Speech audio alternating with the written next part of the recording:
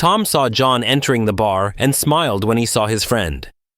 Tom hoped that John would come in despite the early evening and the fact that the bar was fairly empty. It had been several weeks since they had gotten together. John was busy with something going on in his life and had become unavailable. Tom tried calling and emailing, but he couldn't get through to his friend, and he was really worried. He even tried to stop by John's home and office, but John never seemed to be home. Tom really hoped that John's problems were solved, but the angry look on John's face told Tom that this was far from the case. Tom stood up to shake hands, but was suddenly thrown to the ground by a vicious right hook from John to the jaw. Tom's head bounced off the nearby table as he fell to the floor. "What the hell?" muttered a stunned Tom, spitting out a bloody tooth. John stood over him, ready to hit him again. "You're a bastard! You knew! You and your wife were laughing at me all this time because you knew. I bet you both got a huge kick out of how trusting I was." The rapid swelling of his jaw and the numbness of what was most likely a concussion made it difficult for Tom to concentrate. Tom didn't understand anything his friend was saying because it all made no sense to him. The only word that came out of Tom's lips was, "What?" A flurry of blows followed on Tom's ribs and legs. John shouted, "I'm sure it was a hell of a lot of fun that you hung out with me just so she could cheat on me. Hey buddy, let's go to my father-in-law's cabin for the weekend. Hey buddy, Emily bought us tickets to the concert you've been dying to see, which is only 3 hours away, so we need to stay the night. Any excuse to get me out of the house and out of this area so she can have sex with that creep? I should have seen this coming, but I never thought you would do this to me. I have no idea what I did to make you hate me so much to help her cheat on me, but not only are you a shitty person, you're also a shitty friend." By this time, several bar patrons had grabbed John and began to pull him back. Tom stared at his friend, stunned by the blows and puzzled by his friend's actions and words, with little understanding of what had happened. The bartender called the police as soon as the first punch was thrown, and luckily, a patrol car was nearby.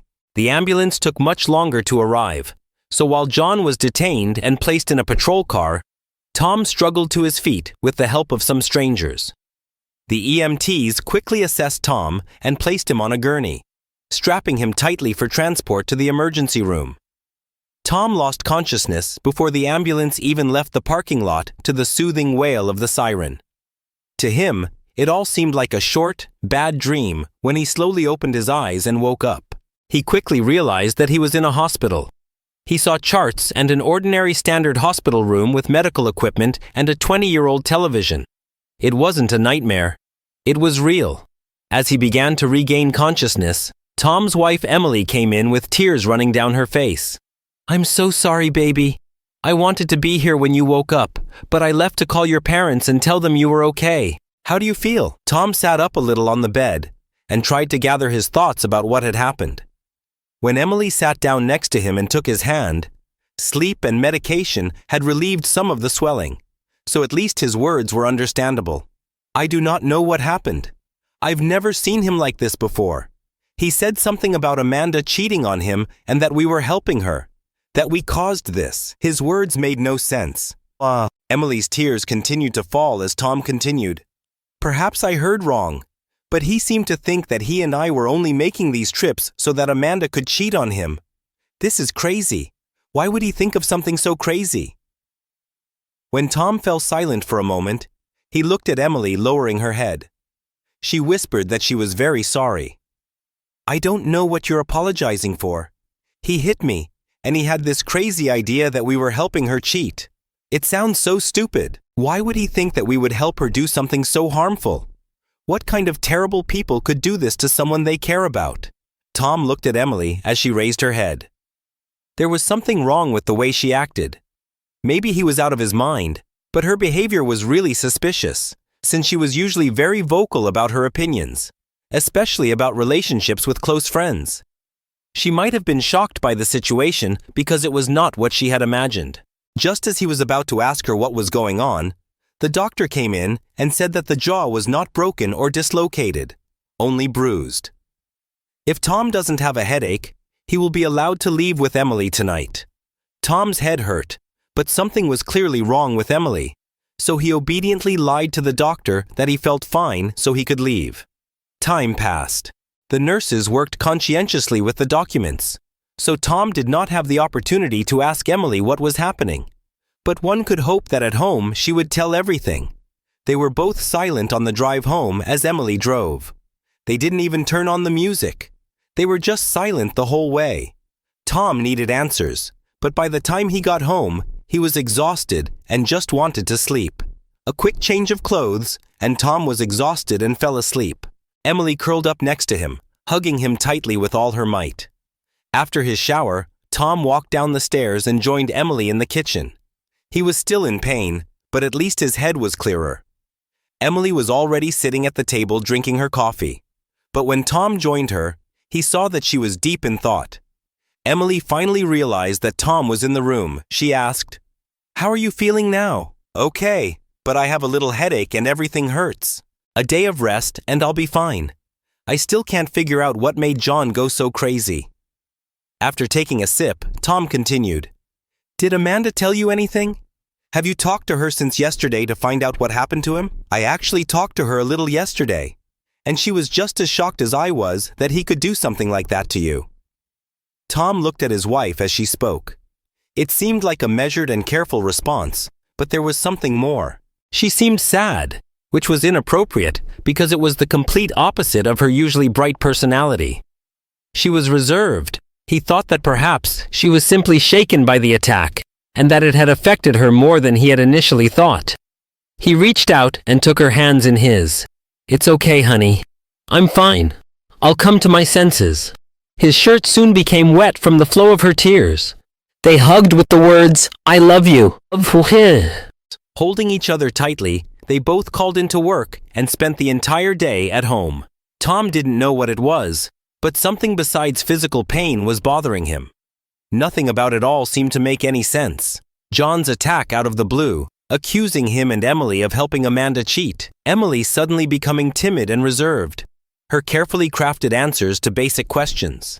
He wanted to press her again about her phone conversation with Amanda. But Emily was on the verge of tears, and he thought that now was not the best time for a showdown. Even though they both stayed home, they seemed to keep their distance.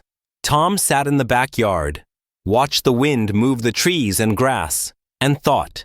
He needed to understand why John attacked him. They had been friends for a long time, and Tom had never seen John lose his temper without a good reason.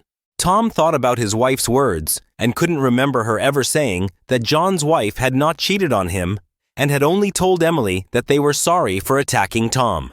We need to find out John's side of the story, and the best way to find out is from John himself. Although there was a risk that John might attack him again, it seemed like the most direct way to establish a basic understanding of what had happened. Tom would then sit down with Emily to talk about their roles in what happened, and what made John think Emily and Tom were betraying him. Emily told Tom that she would stop by work briefly and pick up her laptop since she would be home for the rest of the week, and didn't want to get too far behind her schedule. After she left, Tom decided to take a chance and visit John. On the way to John's house, Tom tried to call him to no avail. Tom hoped that John was already out of prison, so he took a taxi to John's house. If Tom is lucky, John will be there so they can figure out what caused this mess and get back to normal. At the entrance to John's house, Tom's stomach dropped when he saw Emily's car in the driveway. Instead of ringing the front doorbell, Tom walked to the back of the house until he was near the open window next to the kitchen. He stopped when he heard Emily talking to Amanda. Emily was no longer silent. She was clearly furious. "John overheard me talking about setting up a date and having your back for me. He heard a conversation that was clearly not intended for him. So how does that explain why he attacked Tom? John heard me say that you would cover for me and that Tom and John would be busy so that I could go out without arousing John's suspicions. He must have taken this to mean that Tom knew what was going on. I would have warned you if I had known. But it wasn't until Tom was attacked that I realized John knew. John is beyond angry. He even used his phone call from prison to tell me how much he hates me and that he would rather rot in prison than live with me anymore, along with all the other angry and hurtful words that only he could think of." Emily wanted to sympathize with her friend, but it was Amanda who left John. Emily's stupidity in helping Amanda has already caused serious problems in her own marriage, and things could get worse when Tom finds out. She knew it was wrong to help a cheater, but she and Amanda were close friends, and she hoped that she would be content with a short fling or two and be a good wife to John again. Instead, Emily's support led to the worst, and now Emily will have to deal with the consequences in her own marriage because of Amanda, who couldn't keep her legs together. I know you have your problems, but so do I. Once Tom finds out what happened, my marriage will be in serious trouble. Why would your marriage be in trouble? You didn't go out for a walk, but Tom and John got the opportunity to have fun. Tom knows that you never cheated on him. If necessary, I will tell him that you never did. Of course, Tom couldn't see it, but he could tell from the tone of Emily's voice that she had closed her eyes and rubbed her forehead as she spoke. You really don't understand anything. I lied to him. I helped you scam his best friend. Because of me, his best friend attacked him. Do you really think he'll believe a word I tell him? And as for your help, you are the only person in this matter that he will hate even more than me. So do you think that he will listen to everything you say and believe such a liar? But you didn't do anything wrong. You didn't cheat. He should know this. It doesn't matter. I have no idea how to fix this. And if I don't have a solution by the time Tom finds out, my marriage will probably end the same way your marriage did. I can't believe what a fool I was for helping you. If I lose it, I'll never talk to you again. But you have always been a loving wife. He knows how much you love him. Yeah, sure. I'm such a loving wife that my support of my girlfriend resulted in my husband getting his ass kicked by his best friend. You really don't understand this. What a fool you are. Do you think he will trust me now? At best, it will be years before he trusts me again. Tom heard enough and calmly returned to the street. Tom's resilient nature allowed him to remain calm and focus on the task at hand. While waiting for a taxi, he realized he needed to start setting things right. But first, he needed to make sure he had all the facts. It's time to visit a friend. To say the desk sergeant and detectives were confused would be an understatement. But after years of dealing with strange incidents in police work, they simply shrugged when Tom said he wanted to pay bail.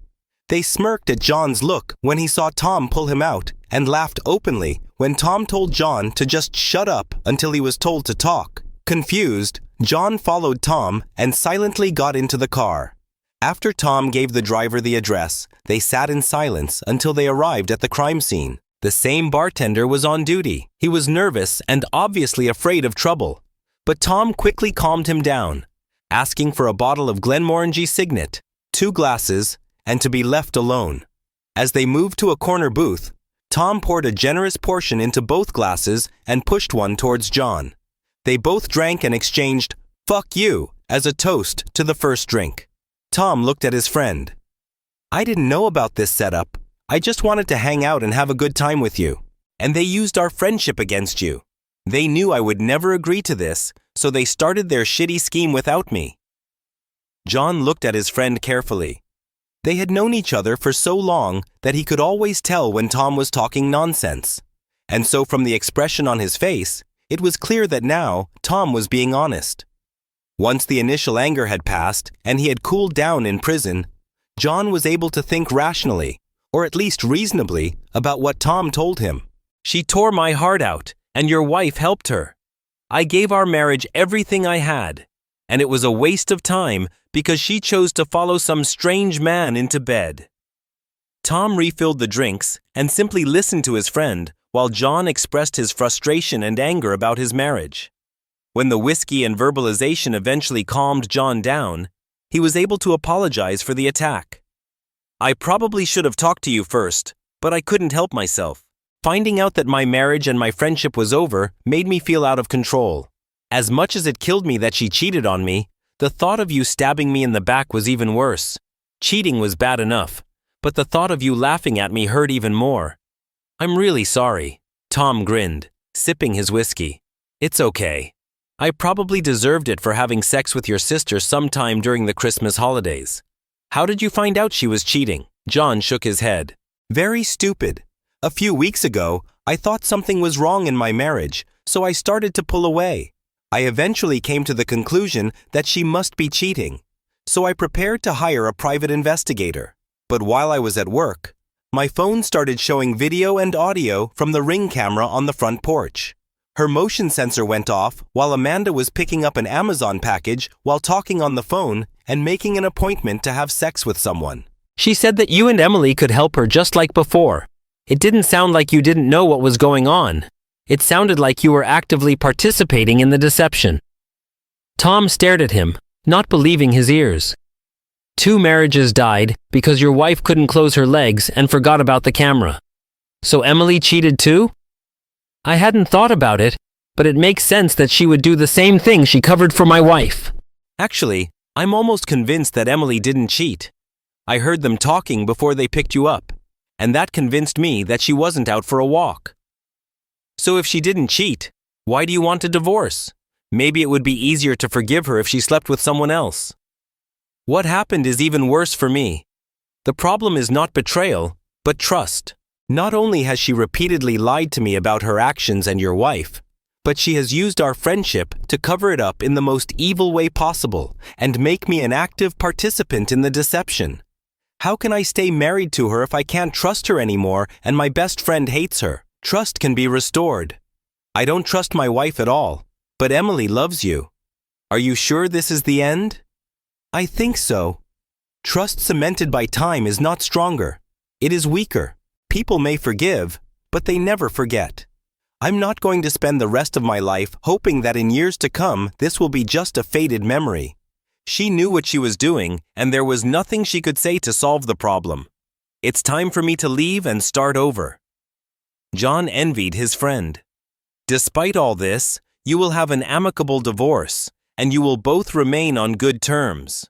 I'll be trying to find a Mexican brothel so I can find Amanda the right job for her skill set and pay less child support.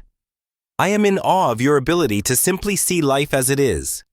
You determine your path and just live your life. Tom laughed. It felt like his world was ending, but he knew that in the long run, he would be okay. He went home and talked to Emily. But since she already knew what was going to happen, it would likely be relatively smooth sailing. She cried and begged for counseling, but she understood that he would not be able to come to terms with her behavior. It was out of character, and she knew it. It's time for him to take a new direction and look at his life with fresh eyes, because the chapter in his marriage to Emily is over. What's your opinion about OP? Thanks for joining us in our stories where revenge is served hot. Please consider subscribing to our channel to ensure your next chef remains loyal. Tune in for the next one to get your revenge appetite fulfilled. If you're below 18, hold on.